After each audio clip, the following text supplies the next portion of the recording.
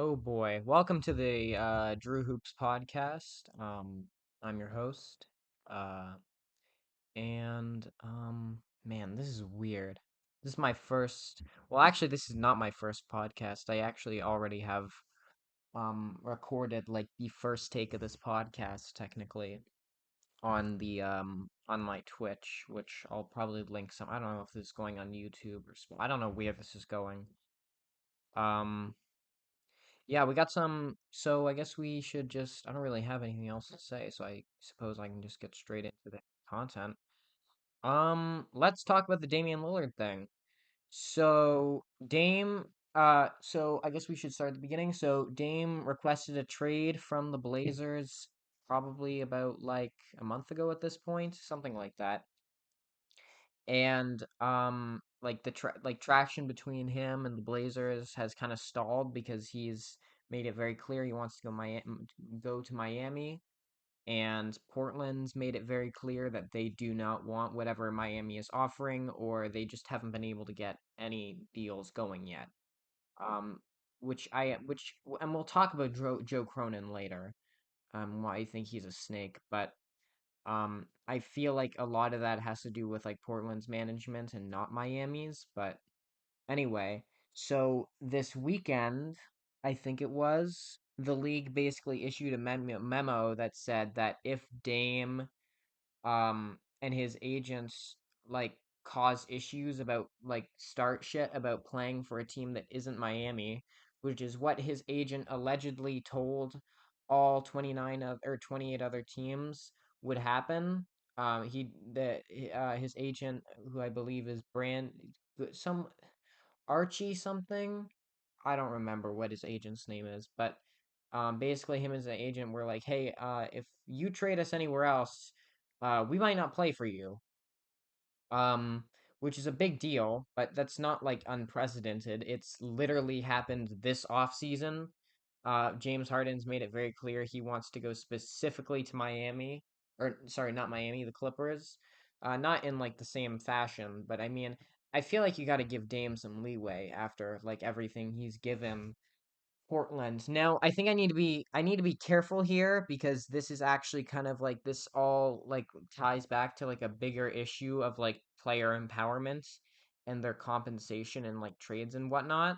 So I'm going to try and like temper my language here to not say anything I don't mean, but I think my perspective on this is, well, I don't necessarily like I don't necessarily think it's like fair for Dame to suggest that he will not play for the other 30 teams. That should not be made like public.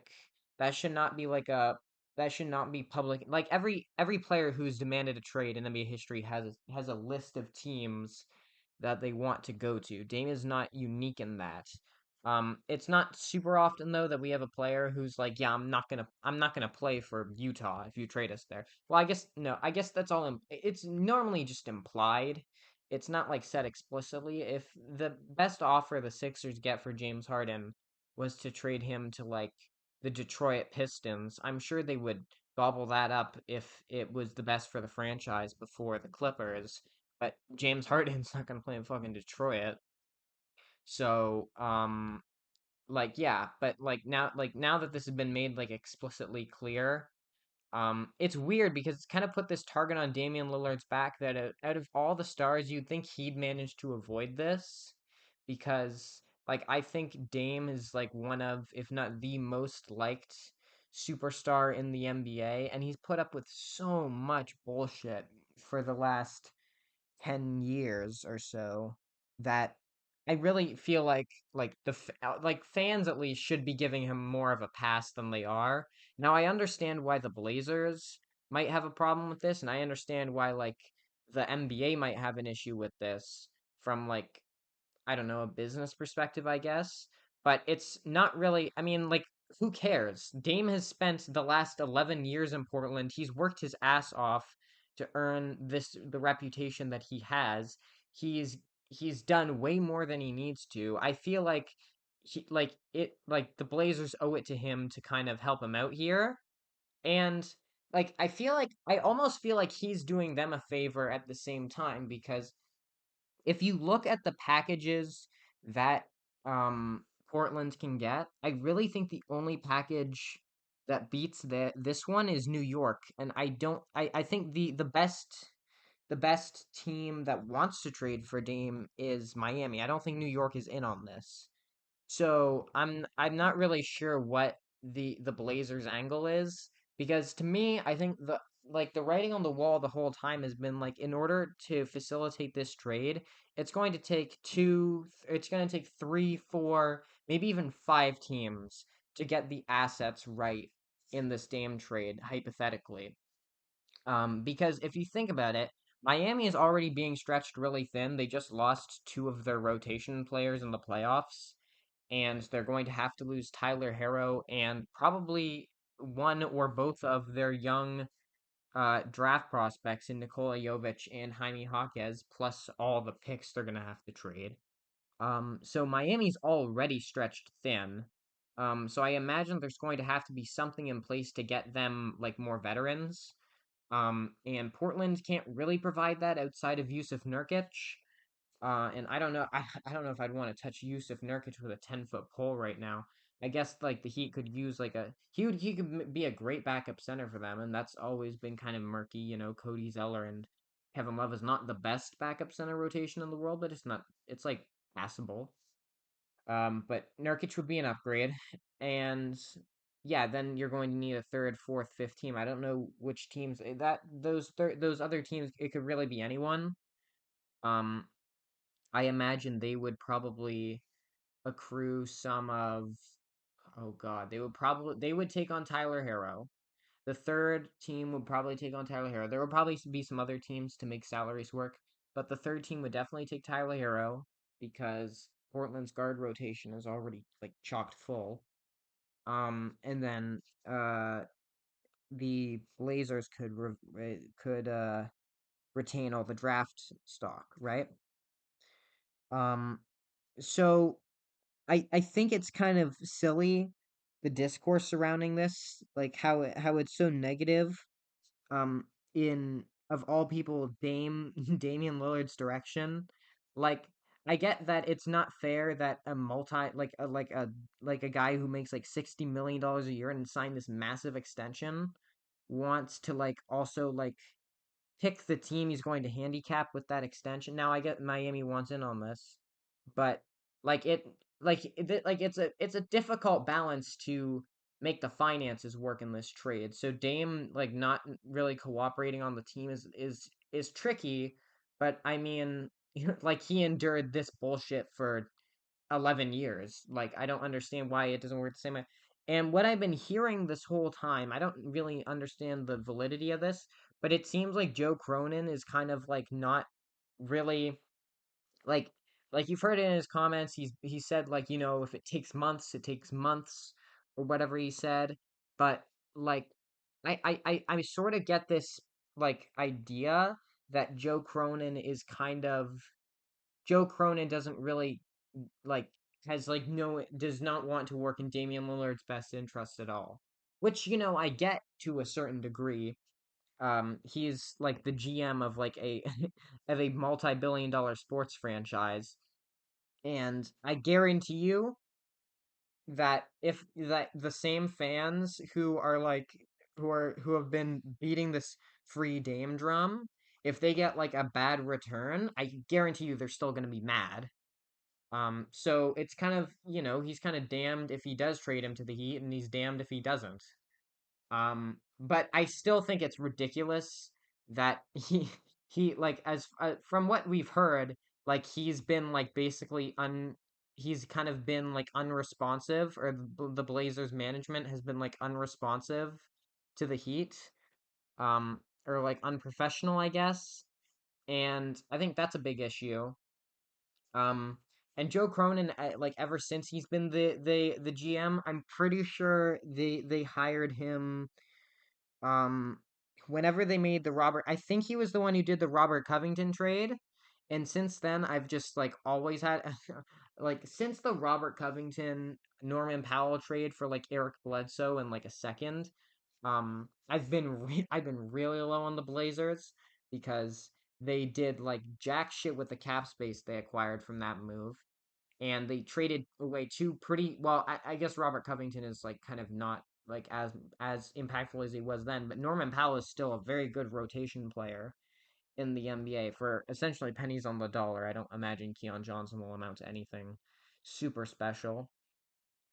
So I'm just kind of looking at the Blazers really funny with the way they've sort of handled this whole ordeal. I really can't see how you could place too much of the blame on Dame while, you know, the Blazers get off scot-free when they aren't really trying to make anything work. And when you look at the other suitors for Dame, like other than New York, I mean, like Utah could offer a better package of young players, but I don't think that's real.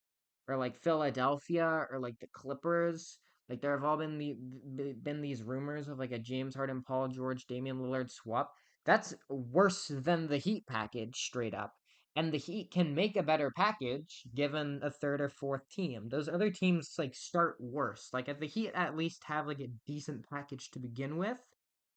But like Tyrese Maxey, like flat is not better than what it is not better than like Hero and stuff. Um, uh, so it's just not. I'm just not really. I don't know. I am this Dame situation is getting really weird. Um, uh, it's I just still just think he's gonna end up in Miami. I think it's really ridiculous that like it's becoming this song and dance, but here we are. But enough about that. What else do we have to talk about? Um, oh man. So I've been sitting here for like 15 minutes, like just scrolling through my phone, looking up random stuff, trying to figure out a way to keep this podcast going for another 20 minutes. And I haven't been able to do that because like there is nothing going on. It is dry as the Sahara in terms of off-season news right now. So I guess we can list some stuff that's like kind of cool, kind of interesting. The Pelicans released their edition jerseys. They look cool. They look fine. I don't know if those are the same as their Crimson City ones. I don't know what statement edition means. Um, you know what's weird? Like, why do they call them edition jerseys? I don't know if that's a thing that Nike started, but but I like my fanhood started when Nike got the licensing to make the jerseys after Adidas's contract. I think it was Adidas's contract wore off, like ended, and I like why like and then they like have these jerseys that they do every year that they do differently. The edition jerseys, which I mean, we can talk about those all day long and how some of them suck and how some of them are like the greatest jerseys of all time and like they're super hit or miss. Or like they do, why do they do a new one every year? Why don't they just stick to the good? None of that's important. Like, why do they call them like city edition jerseys? Like, are they supposed to like if they're supposed to represent the city, like like sometimes they do those so well. Like the Dallas Mavericks spray paint jersey, like what does that represent about Dallas? Or like the fucking oh god, well, let me see if I can find another good example. Like Toronto's. Like why don't you do like a skyline? Why don't they do more skyline jerseys, man? Like if you want a city edition jersey, like to me when I hear that, that's like representing, you know, the place, like the origin of that jersey.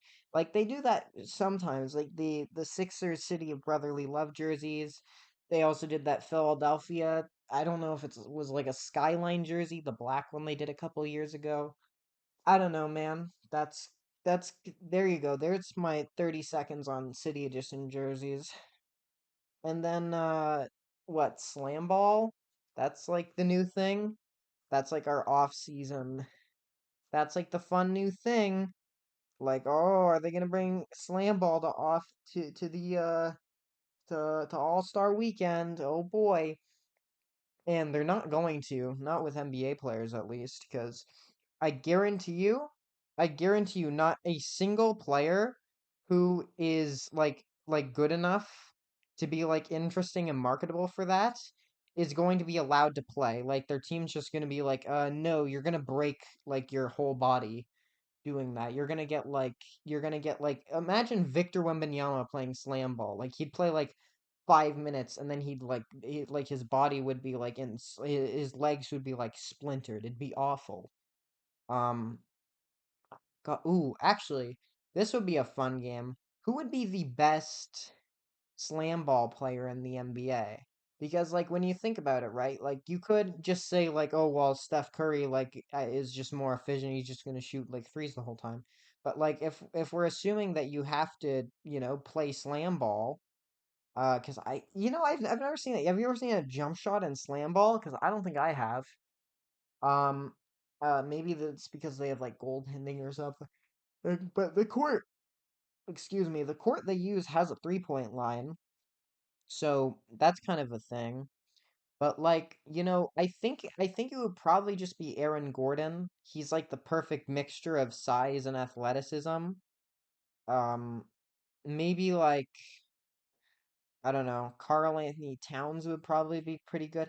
It would probably have to be someone that isn't like ridiculously tall. Like it would like I think like you're kind of hitting the limit with like like an Aaron Gordon, a 6'9" player anyway. So I don't know. Um, oh man, what's another good one? Maybe like Donovan Mitchell, or like you could say like Zion, obviously, but Zion's just gonna get hurt immediately.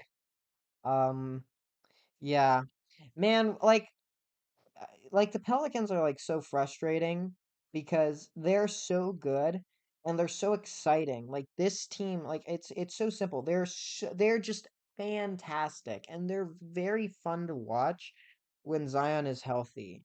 It's such a gamble like building around that guy because it's kind of like you're basically rolling the dice between, like the first seed and the eighth seed. That's the difference. Like there is like a 20 win difference between the Pelicans with Zion and without Zion.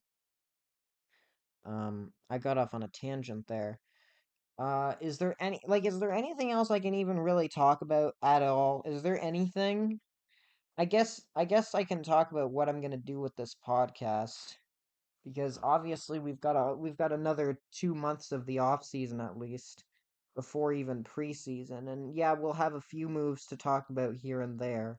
But I've kind of missed the boat on most of the big stuff this off season. You've all heard like most of it already. Oh, the Thunder just signed Jared Butler. Okay, so I guess that's going to be one of their. Oh no, Washington signed Jared Butler. Okay, cool. So I guess he got waived. I don't really know. I don't think he was on OKC's active roster. Anyway, um, I guess I'm probably going to do what I'm going to do for my YouTube channel, and hopefully all of you who find this podcast also like find it through the YouTube channel or find it or are also watching the channel. I think I'm eventually going to rank all 30 teams by how I think they'll place in the standings and kind of do an analysis of every team. Um, and maybe I'll talk about like young players. I think after this podcast, because I didn't prepare anything for it, I'll start like preparing like lists, like notes for stuff I want to talk about. I don't really know if I'll be able to get any guests on. Maybe a few. I have like a few friends who I think would want to guest on, would want to be on here. And obviously, if this ever actually goes anywhere, then maybe I can see if I can get like someone with actual notoriety in the basketball content community to come over here. But yeah, I'm going to probably do like a deep dive on like every team as like my videos on those teams come out. um and I don't really know what else I'm gonna do. I guess we're just gonna have to you're all just gonna have to be along for the ride. It's kind of like it's weird. I've said this like 40 times, but I feel like every time I record one of these videos or I record a podcast, I feel like I'm kind of shooting a satellite into space, hoping that like some foreign life on like a planet a million light years away will hear me. And some people do hear me, and I think I've got something to say. I think I really do have something to say. I just don't really know how to market it yet, I guess. I've been thinking of I thought about this earlier today, making a Instagram account because I comment on a lot of Instagram posts and then end up getting like 10,000 likes, and then I guess and then maybe some of those people will click on my account just to see who I am and then click a link in my bio, and if I net like 5 people that way, that's like insane. If I get one Twitch follower for every time I make an Instagram comment that people actually see, that would be nice. But yeah, I don't really know what else to say. I was only able to get this one to 20 minutes. I'm going to try and make these somewhere in the range of I think 45 minutes is totally feasible. Um I think I can stretch 45 minutes by myself, no problem. Um and there's a whole bunch of stuff I'm super excited to talk about. I don't want to like talk about like the Pistons, for example, and their young core, or like the Rookie of the Year race now, and like the middle of the off season where content is like super dead. It's kind of a shitty time for me to start doing this because I was able to hit on a lot of the some of the big moves on my main channel or on my YouTube channel, but like now, like what do I do now? I'm kind of stuck. Um, I maybe I'll do like young players. Maybe I'll do like I need to maybe carve out a niche.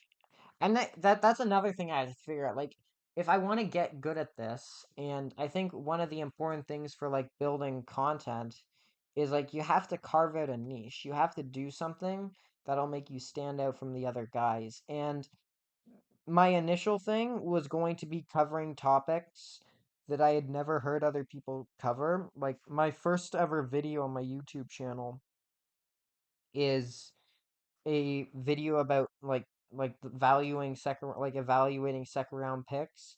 That video was okay, and I think there were some things I did well in it. And I edit and I like I like I just and I don't know. I'm gonna have to get better. I'm gonna have to get better at editing, that's for sure. But I think the avenue for me to maybe get better is to like don't really know what that avenue is yet because I feel like my like a big part of my identity is I'm kind of like I'm almost like a Frankenstein together person of like other people's like ideas and like traits and like cadences and I don't know, speech tendencies. I don't I have never said any original shit, and I try to kind of carve out my own, I try to kind of make my own unique ideas and thoughts, but I don't know, it doesn't always work. So I guess we'll see where this goes because I don't really know how this is gonna work. But yeah, I guess that's the first episode of the Drew Hoops podcast. I don't know if I don't think anyone has ever actually finished. Actually, I'll look at that right now. I don't think anyone has actually ever finished one of my videos. Anyone has ever actually like gotten through the entire watch time. I think a few people have gotten through on like the first video. Um and um yeah, um I don't know. Yeah. Average view duration on this video is 8%. So it's not great, but well, I guess that's my first like this video um uh has a average view duration of 2 minutes. Um so I guess that's cool. It'll be I think I'm gonna be like I think the fact that um I think the fact that I haven't really managed to get anything going on Twitch yet. I haven't like really the ends have not justified the means at all in streaming. And it's going to take me a while for that to happen. So I think when the ends do eventually justify the means, man, it's gonna be really exciting.